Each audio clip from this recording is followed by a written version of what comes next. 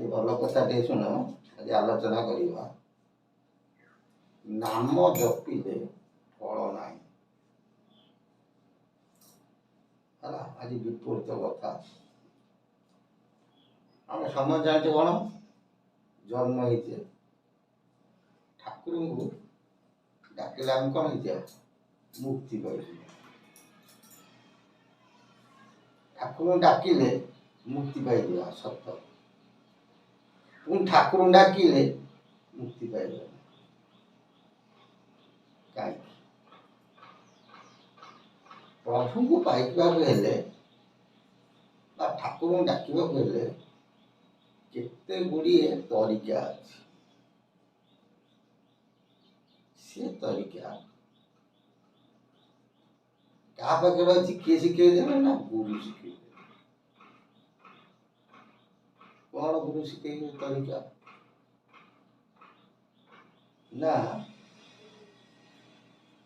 आम जो मर्त्य मंडल जन्म ग्रहण कले माया पड़गले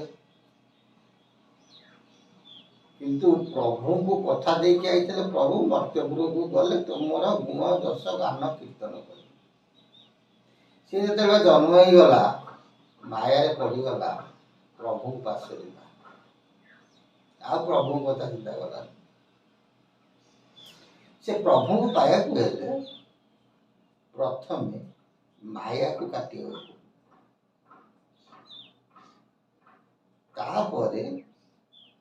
गुरु कृपा बहन करने गुरु कृपा बहन कले गुरु केते गुड़िए तरीका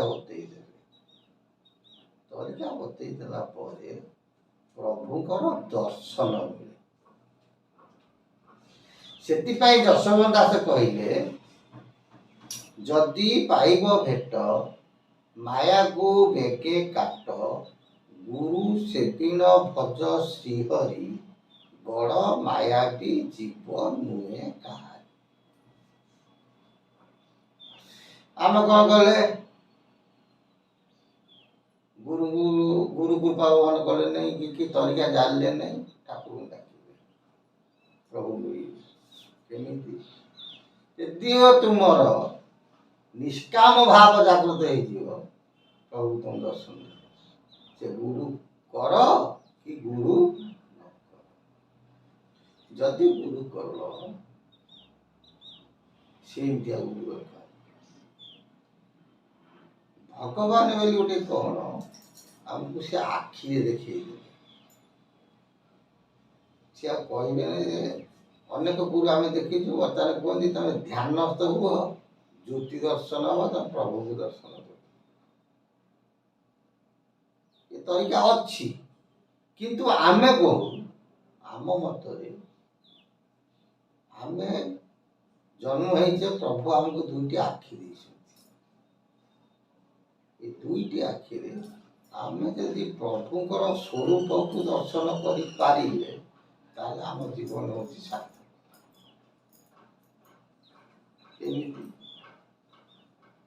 मानिक गौरुणी प्रभु देखी बलराम दास प्रभु देखी मीराबाई प्रभु देखी चैतन्य महाप्रभु प्रभु देखी अच्युतानंद महापुरुष प्रभु देखी एमती अनेक अच्छा महापुरुष मान स्वचक्षुरे से प्रभु दर्शन पाई आमे माने सेमती पाइबा को चेष्टा करवा आम मान कर्तव्य बतेमी किए से ना गुरु ना सदगुरु से सदगुरु जब मारे गोईठा अंधार घरे जले गोईठा कृष्ण बंशी धरी द्वापर युग आम शास्त्र पढ़ुचे शुणुचे कि आखिरे देखीचे किंतु आखिरे देखा आम मान कर्तव्य ये बाट बता देखिए से ना गुरु छाड़ा आज आलोचना करवा कौन नाम जपिले मुक्ति क्यों माने किभली भाव नाम को ଜପ କଲେ ତାଙ୍କ 7 ଜନ୍ମ ଗଲେ ମୁକ୍ତି ପାଇପାରିବେ ନାହିଁ। ଆଜି ତାରି ଉପରେ କ'ଣ କରିବା, ଆଲୋଚନା କରିବା। କ'ଣ ମହାପୁରୁ କହୁଛନ୍ତି ରାମକୁ, କହିଲେ ରାମ ଶୁଣୁ, କଳି ଯୁଗରେ ସମସ୍ତେ, କଳିର ଅନ୍ତିମ ପର୍ଯ୍ୟାୟରେ ସମସ୍ତେ ଭକ୍ତ ହେବେ, ସମସ୍ତେ ଚିତା ଚୈତନ୍ୟ କାଟିବେ, ସମସ୍ତେ ହରି ହରି ହେଉଥିବେ, କିନ୍ତୁ ହରିଙ୍କ ଦର୍ଶନ ପାଇବେ ନାହିଁ, କି ସେମାନଙ୍କର ନିର୍ବାଣ ମିଳିବ ନାହିଁ। ତା ସେ କ'ଣ ଅବାଟରେ ଥିବେ ଯାହାଫଳରେ ତାଙ୍କୁ ଦର୍ଶନ ମିଳିବ ନାହିଁ। ମହାପୁରୁ କ'ଣ କହୁଛନ୍ତି, ଆହୁରି କଥାଏ ବାବୁ ଶୁଣ ହେତୁ କରି, ଜଗତ ଜନେ କହନ୍ତି ମୁଖ୍ୟ ହରି ହରି। କହିଲେ ଜଗତର ଜନ ମାନେ ସମସ୍ତେ ହରି ହରି ହେବେ, ପ୍ରଭୁଙ୍କୁ ସମସ୍ତେ ଡାକିବେ, ସମସ୍ତେ ଭକ୍ତର ବେଶକୁ ଧାରଣ କରିବେ। ଗୋଟି ଗୋଟି କୋଟି କୋଟି ଜନ୍ମ ଜନ୍ମାନ୍ତର ହରି ହରି କହୁଥିଲେ ନ ଫଳିବ ଫଳ। କହିଲେ ସେ ଯେଉଁ ଭକ୍ତ ବାହାରିବେ, ସେ କୋଟି କୋଟି ଭକ୍ତ ଯେତେ ବାହାରନ୍ତୁ, ମୁଖରେ ହରି ହରି କହିଲେ କିଛି ଫଳ ମିଳିବ ନାହିଁ। କାହିଁକି? ଭାଗବତ କହୁଛନ୍ତି, ଭାଗବତ ପ୍ରମାଣ ଦିଏ, ମଣିଷ ଯେତେ ପାପ କରୁ ଥରେ କୃଷ୍ଣ ନାମ ଯଦି ଉଚ୍ଚାରଣ କଲା କ'ଣ ହେଇଯିବ, ସେ ଉଦ୍ଧାର ପାଇଯିବ। କିନ୍ତୁ ଆମେ ସବୁବେଳେ କୃଷ୍ଣ କୃଷ୍ଣ କୃଷ୍ଣ କୃଷ୍ଣ ଯଦି ହବା, ଆମେ କେହି ଉଦ୍ଧାର ପାଇବାନି। ଥରେ କହିଦେଲେ ଉଦ୍ଧାର ପାଇଯିବ, କିନ୍ତୁ ସବୁବେଳେ କହିଲେ ଉଦ୍ଧାର ପାଇବ ନାହିଁ। କାରଣ ସେଇ କଥା କହିଲେ, ମନ ବୁଲୁଥିବ ଯାଇ 14 ବ୍ରହ୍ମାଣ୍ଡେ, ବିଷୟା ଜଞ୍ଜାଳ ଲାଗି ଥିବ ହୃଦ ପିଣ୍ଡେ। କହିଲେ ଇଆଡ଼େ କୃଷ୍ଣ କୃଷ୍ଣ ହଉଥିବା, କି ହରି ହରି ହଉଥିବା, କି ପ୍ରଭୁ ପ୍ରଭୁ ହଉଥିବା, କି ଗୁରୁ ଗୁରୁ ହଉଥିବା, ଇଆଡ଼େ ଜପ ଚାଲିଥିବ, କିନ୍ତୁ ମନ କ'ଣ ହଉଛି, ବ୍ରହ୍ମାଣ୍ଡ ସାରା ଭ୍ରମୁଥିବ। ଯଦି ମନ ସ୍ଥିର ନଥିବ, କେତେ ହରି ହରି କହିଲେ କିଛି ମହତ୍ଵ ନଥିବ। ବିଷୟା ଜଞ୍ଜାଳ ଲାଗି ଥିବ ହୃଦ ପିଣ୍ଡେ। ବିଷୟ ଜଞ୍ଜାଳ ବୋଲନ୍ତି ମାୟା। ଇଆଡ଼େ ମାୟାରେ ଆବୃତ ହେଇଥିବ, ମନ ସ୍ଥିର ନଥିବ, ସେ ହରି ହରି ଭଜନ କଲେ କିଛି ମହତ୍ଵ ନାହିଁ। ଅନିୟମେ ନାମ ଜପି ନ ଫଳିବ ଫଳ, ନିୟମ କରି ନାମକୁ ହୃଦୟରେ ଧର।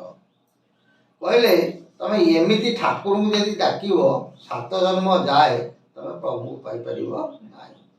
ନିୟମ କରି ଏ ମାୟାକୁ କାଟ ଏବଂ ମନକୁ ଏକାଗ୍ରତା କରି ପ୍ରଭୁଙ୍କୁ ତମେ ଚିନ୍ତା କର, ନିଶ୍ଚିନ୍ତ ହେ ଭକ୍ତଜନ ପ୍ରଭୁଙ୍କର ସ୍ୱରୂପ ତମେ ଦର୍ଶନ କରିପାରିବ। କାମିନୀ କାଞ୍ଚନ ସେଉ ସାର କରି ଅଛି, କି ନାମ ଜପିବ ସେଉ କିବା ଫଳ ଅଛି। ତମେ ମାନେ ହେ ଭକ୍ତଜନ ମାୟାରେ ପଡ଼ି ସ୍ତ୍ରୀ ଝୁଅ ପୁଅ ମୋର ମୋର କହି ତମର ତ ଦିନ ଗଲା। ସବୁବେଳେ ତ ମାୟାରେ ତମେ ଆବୃତ ହେଲ, କାମିନୀ କାଞ୍ଚନରେ ବାଇ ହେଇଗଲ, ସେଟା ମୁଖ୍ୟ ହରି ହରି ଜପିଲେ କିଛି ଫଳ ନାହିଁ। ସେଥିପାଇଁ କୁହନ୍ତି ଶିଶୁ ଅଭିରାମଙ୍କ ଭାଷାରେ, ମନ ଯାହାର ଅଟେ ସରୁ, ନିଶ୍ଚୟ ପାଇବ କଳ୍ପ ତରୁ। ଏ ମନ ରୂପକ ହାତୀକି ଯିଏ ବାନ୍ଧି ପାରିବ, ଏକାଗ୍ରତା ଭାବ କରିପାରିବ, ସେ ନିଶ୍ଚିତ ଛୁଆ ମନର ପ୍ରଭୁଙ୍କୁ ପାଇପାରିବ।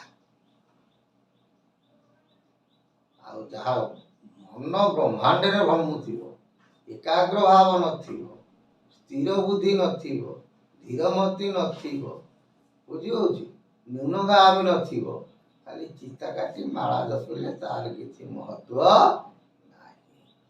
ତେଣୁ ଏହି ଭାବରେ ଯେଉଁମାନେ ଥିବେ, ସେ ପ୍ରଭୁଙ୍କୁ କସ୍ମିନ୍ କାଳେ ପାଇପାରିବେ ନାହିଁ। ଆଉ ସେଇଭଳି ଭାବରେ ଯେଉଁମାନେ ଥିବେ, ସେ ନିଶ୍ଚିନ୍ତ ମୀରାବାଇ ସ୍ୱରୂପ ହେଇପାରିବେ, ମାଣିକ ଗୌରୀ ଭାବ ହେଇପାରିବେ, ବଳରାମ ଦାସଙ୍କ ଭାବ ମଧ୍ୟ ହେଇପାରିବେ। ଜୟ ଜଗନ୍ନାଥ। ପ୍ରଭୁ ସଦିଚ୍ଛା ପୂର୍ଣ୍ଣ ହଉ। ବୋଲ ଆନନ୍ଦେ କବା ହରି।